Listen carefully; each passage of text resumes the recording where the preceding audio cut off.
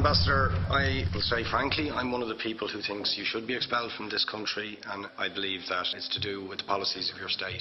If I was Jewish and had never stepped foot in Israel, I could claim citizenship there tomorrow, but 6 million people whose origins are in what you now call Israel, who were forced out in 1947 or 48, do not have that right.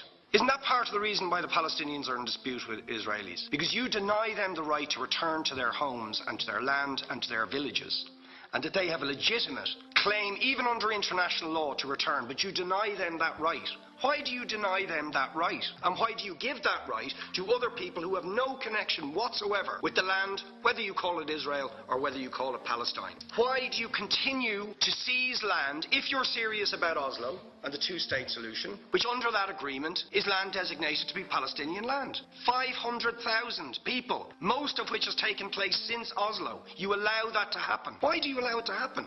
If you're serious about giving this land to the Palestinians, it's absolutely extraordinary. Are you not just taking us, Ambassador, for idiots? That you can say with a straight face, we're serious about peace, but while we're serious about peace, we're going to seize Palestinian land. And you expect the Palestinians to just sit back and do nothing about that. Now, you know what the Palestinian people have been asking for. Far less even than some people would ask for. Because I believe the whole apartheid system should be dismantled. But what they've asked for is to lift the siege of Gaza. Just to lift the siege of Gaza. Let them have an airport. Let them have ports. Let them not be dictated to by a government for whom they do not vote as to what can go in and out of their territories, whether they will have power, whether they will have clean water, whether they will have medicine. What makes you think you're allowed to have nuclear weapons and the fourth biggest army in the world and visit destruction on the people of Gaza, but they have no right to defend themselves? They have no territorial sovereignty over that land. Would you ask questions, please? How do you